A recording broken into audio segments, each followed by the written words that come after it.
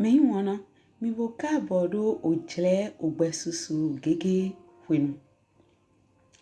To kan heji mi non tindo droje gbonjo mi on Kristi Jesu tondali nando non la wendagbe podo nando ma homenjrado ho. Mi non sono ma nupi klongbon owewe dali kele dide asisa ogbesusu gege Kristi ton drodo. Bon chomion etọn lo kuro kede dali mina so no tindo ojre ide gbigbọ etọn na gokona mi ngbon na ro hode na mado ganon le aovi salon le mehe nukundo biale asupwa sipo le wendo etito tu klame le podo akota le nvemi na mini tunto mi ton ayi na do mi mando ogbesusu gege lome podo na do moi to go flame pátápátá. Mi wana nuplome mi ton egbe ton si otade na no yin ye ko Suwhena mi. Mi de hota ene ton son wenagbe hei Matiu ton otai ton awo afoti tan che chuopo podo wenagbe Matiu ton lo mo kere ota wuro po afogban ewe aton do je gban ewe awe na hia o weta titan lo hwe boni mi koto nukon yi mi na wa je weta awetology weta titan lo dodo ledo eyiro nuplọntọ etọn wiawe le bona she eto gbigbọ mawe le ji nando nyan jẹbonu podo nando hen okúzọ lẹpo awutuzòn lẹpo pogbo Oyín apostoli wiwe le ton ehele titan simoni he yeno yirodo Peter po andle no visunu etọn po Jacobu Ovi sebede ton po Johanu no visunu etọn po Philippi po Barthélemy po Tomasi po Matiu to kwe sinyanto po Jacobu Ovi Alphéton Tade Simoni Kenaninu po Juda Iskahọti mẹhe de hia poga wiawe helewe Jesu dohlan jẹbonu bosona gbe yedo mi je kosile deblo mi sobio oto samali to leton depepe meblo Ṣigba mi bo kukuyi lẹngbọ owhé Islaeli ton gbe ton hebulede lemi to yi minito yehodo dọmọ ahodu olonton sekpo mihe azongbona azontole mino fon chiole do ogbe mi so hen potono le zon wiwe minino nyan hovi le jẹbonu vonu mi moi vonu minina ome mi wana to nupi klon lome bibo Oklunọ to wa hen hache pai gbedide Jesu ton do hlan devie ton lego edo na edo wenu eto yiro yeni ma je kosile deblo yeni ma soje samali tole de pepe de deblo bon wale pon bo akpon do ete utu we dọmọ na e menu en kosile tade na te ngande son kosime podo samali tole lo su tade na te singan tonson Oyín yime akota eme ete utu we Oklunọ Jesu do yini ma je deblo bonu di ni chele me Wamondo, ye de tana kosido, me he do acha iton po walo iton lẹpo. Monkele samali tole, yule lo susi tadena basi, me he no he otan hoho yeton lego. Nungbo, de ni donanu, mondo otan hoho yeton lole. Edu kanto aiha yeton ji, kakabo, ye gbe akpa ho Oklunọ È de dayi, omayi. Bon wa mondo mlo, otan hoho miton le, acha miton le, walo miton le, do hlan yise no ya, kabi ma yise no ya, yino taidi, ofi gangan, heno grua liona, asonji wujawu, jiwe ya weton do hlan peto. Ehele dali, wezombo, hulengan, mando sigan je, kosile de, po, samali, tole po, dide, Oklunọ Jesu Christi do hlan devie ton lero. Amon, tonu pekon lome, den tonu konyi, wamon, to, owhé man, wendagbe, MATIU.30 dide ndoru dayi, ota wuro po, afogban ewe aton, doje gban ewe awi. Ehi ado ledo. Onú lẹpo yeyi nami son auteur shede. Mede man soton ovi adavo auteur mon mede man soton auteur adavo ovi. Podọ mede pepe he ovi jro nado so hiana. Mi wade mi he to tukla je. Boedo agban pepe na le. Nyina sona gboje mi. Mi yizege chie do okomiton. Na mini sokpon nukpekpon she. Na home mi ono podọ aiha wiweno wenye. Mina somo gboje hlan alindon miton le. Na sege she boawu agban she sofua. Mi wana de nhia weta ine lo. Ewa yemi domo lo. Oho be Oklunọ Jesu Christi ton lo. Eyi do hlan. Yo akota.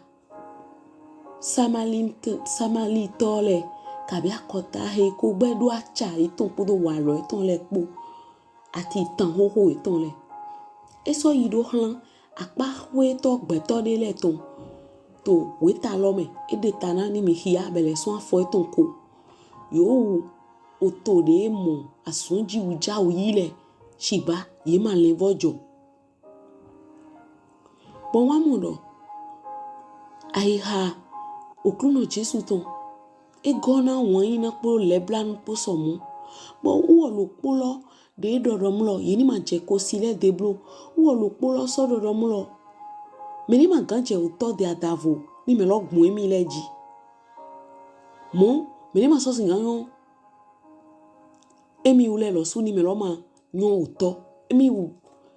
bon dali eton we singanyo auteur. Bon auteur dali we singanyo. Bon, nou kon ye ton so do. Mi wade, mi he to klaje. Non? Imo do mo lo. Otan hoho eton le. Nou yi re eton le. Walo eton le, zizan eton le. Eta idi. Akban pikpen. Redo ini wa zron do afo mi tonglo. Na mi singano na ye gboje. De mon je me mon. Gbigbọ Oklunọ È wa hemi flin. O nyonu heyin kenani ton. He wa Jesu de. Noni wa gbo awutuna ovie mi ton de tindo gbigbọ mawe. Mina mo otan ne lo hia to yewe ho wendagbe MATIU ton me ota foton. Afokonukun po je gban ewe awi. Ma hia amon na de tana kleun do vo kleun me. Meme nyonu ene ni e kombo chan emayi mẹhe de Oklunọ Jesu Christi do devie ton lehlan do kenani nue bo ewo ka ato Oklunọ Jesu Christi si an logodi na vie ni sigando mo ton do teson gbigbọ mawe si bo ni mi pa yego mi na mo lo Oklunọ Jesu Christi eli le nu kun panta me nyon lo to we lo nu bodo no ye ma do mi hlan mẹhe yin okwe to egbe to lo le ton ye ma sigando nudu Ovi le ton na avun we me nyon le do ne do nu bo ado me plonto amo avun lo Suwhena chan jaja heti to come bonandu wene no Oklunọ Jesu le pan no kun bodo ise to eklo mamo ise henko yi ye ko revito je gangan ni we de tanando mo to claim ni mi mo vivo nfe mi lo mi ni hia tan lo bo mi e content ene loji ye na mo lo yi se me yon loton e zon bo mo we suna ton yi na pundo te vie tonton e ma so yin ne kere ni mi so pon otan nyonu samalita nton heyin wendagbe nyonu wendagbe lato nyon si titan to wewe me e mi pon ho oton ji mi na mo lo wo e ma te idin Jesu Christi mo edida ozeton nando isinde me mo nando nu etindo tu kla okule pon gbezen tonton Ṣigba we nu eje to to hejab ko bukunda ibo joro na eto Jesu Christi ko tin to flen we chuwe wa Jesu wa do ni nemi si wene mo Jesu enyi lo mo mẹhe o juwe nye samalita nu wenye mangando kan chicha eso dọmọ na Jesu amo Jesu ma pon do ehe tan hoho eton logo tan hoho akota etontongo e wa do ne do emi le do si de mi si gan ne bo ni enu si lo o fe ma so no ku me nugbo oho ene he Jesu Oklunọ Jesu do oho gbigbọ ton o si o gbe ton e do na ne we no me nyon lo se mo e do ne do Jesu gan o papa mi don Jacob he kun toto e da ina mi e do Jesu do ne do ti je nyon nina he yo Oklunọ ton lo hlan we chewe na bi onyi si le mi na lo santan lo ro klido mi mo do somo de me yon lo he tan ho etongo bo mandina do hopo Jesu bo mandina seton Jesu yi ede bo he gbe ho so ini bo eje kule pon gbezen tonton le do neji e wa yi mu pacha me na nyonu samalita nton lo wo lo pono wa edo do emi nwe do me hule gan toro na wa Jesu do ne do nugbo me me hule gan toro ha de se ho wi ura ni eso yinu kon e do to we mi ton le ko do ni na se Oklunọ e na se to filele kabi to jire lele me we Christ Jesu Oklunọ Jesu do ne do mini do ne chero di wai me na se Jesu to ngbo poto gbigbọ me po me wana hota we hele de gbongodo edo hiado eyi mi ko gbesi gan yise mi na mo holengan bo na so mo gan holengan ntoli ni mi pon we ma hota kodo to awe to hin nyonu samalita nsin tan lo yene holengan bo swa lile gbeze ton les wendagbe lato bo ho ton tin to wewe me bo mi no hiya kaka je egbe mo kelewe Oklunọ Jesu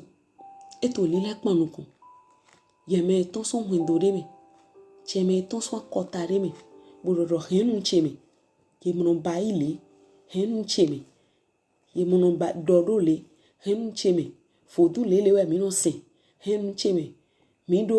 nu le bono ba si mi manyo jiwe o yovo le ton bo ma do na we do Jesu Christi ma jiwe o yovo le ton jiwe we apasalan le pupa pata ton bo yin do ayise we suna titan he raison boiro to holo se egbe ena yin we suna he na yin we suna manfo na we bona so he we suna bio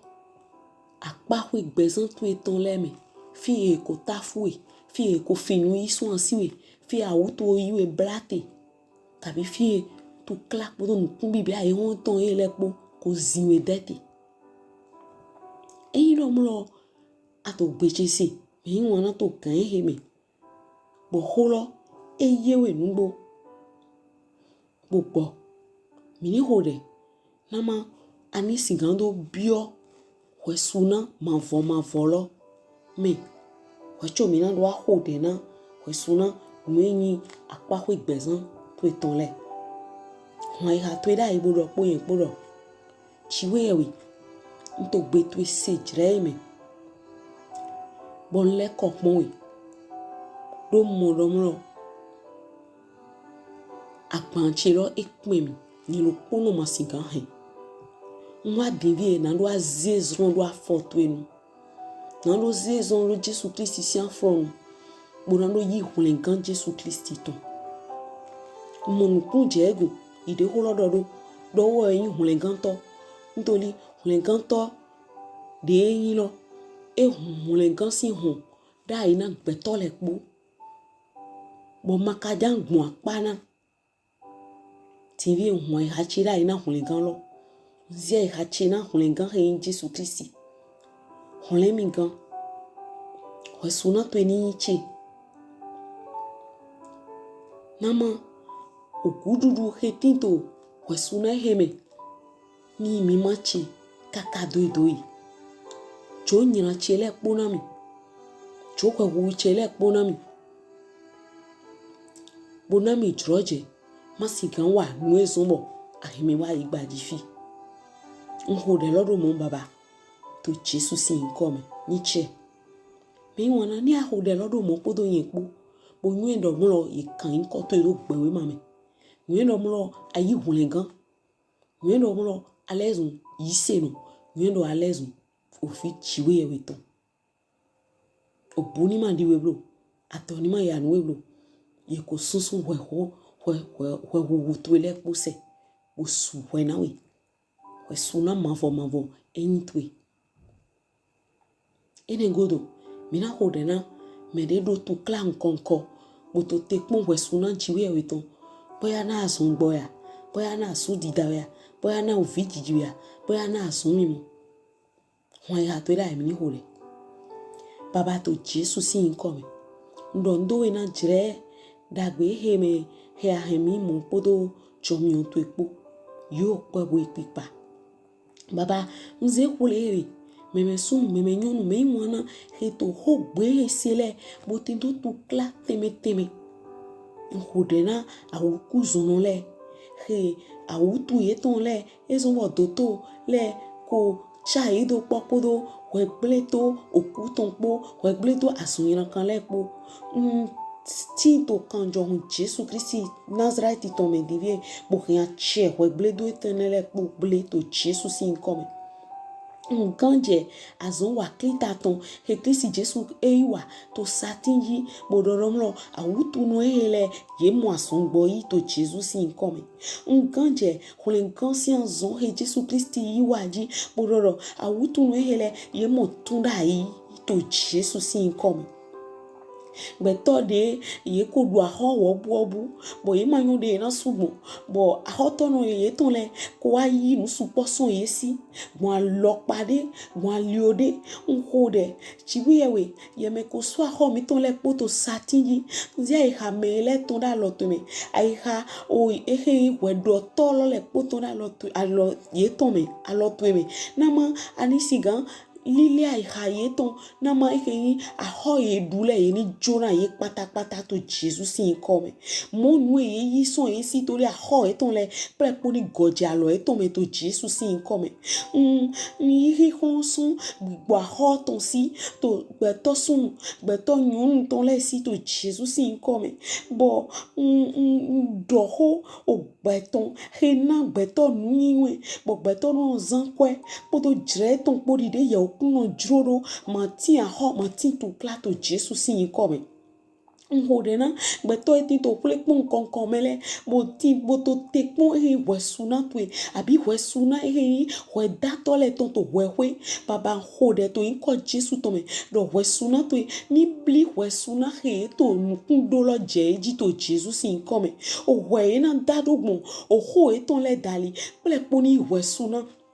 dogbon o ho eton dali to Jesus si come baba me heko hiangban kikpen asan di ton le o asu mamo daton ya abi e da asu po ma nyono to klade pepe bo eyin bo tairi zege bo penye bo e ma ti do gboje ko de na yi me po to jeme do wesuna to ni din e mo to Jesus si come agban pepe to ni wa dewe na ma eni agban he agban ye Jesus Christ ton he fuda he fuye he ma do to kla he ma do nu bibia to Jesus si come kandai he ko kandai we gbele to ton he ku plai he azon abi accident wa plai un de to Jesus si come ohun Jesus ton sunsun kandai le gbose we suna tue beto le pupa taton yo we to gbeche sele bo nyowe kabi wo to ai ha ton zena we le we suna tue ni je gbangba klolo to apa we gbezan ton le pupa taton bo yo we ka to asun tin le lo ye kun we bo diplôme bo ma mo asun kaka je dimbo to nu kun to me kun baba ho de to Jesus si come asun we ni bi mo bele su jire me asun tin ye mo to Jesus si come peji we ite a we ite a fi de pepe de ite asun din ye mo to Jesus si come e me asun de pepe nko asun je hai asun na gigo nko to e tin ye mo to Jesus si come yo we so ye fli o to no tendi na ro gan hun asun ten ye ton baba me he do we hele ye ni pepo do ye po to Jesus si come na ko pe na ni mele pupa taton abasi ndondowe kiko na inkoto yo pele po papa bo ipa to Jesus si nkome mi hoderote ni che mi wona endo o ho nu pon me pe ton enyo bo je mi tonji bo de gbe lole eso yin de gbe de bo yin to nana mi nfe mi ma hena mi de choblo mi han ha gbeto le po na yo le rosu ni moto na yi na ma ya je gbeto le po ton ni gofla mi ndodo Jesus Christ ton eso iwede nu to o jire mi ton o gbe susu gege ton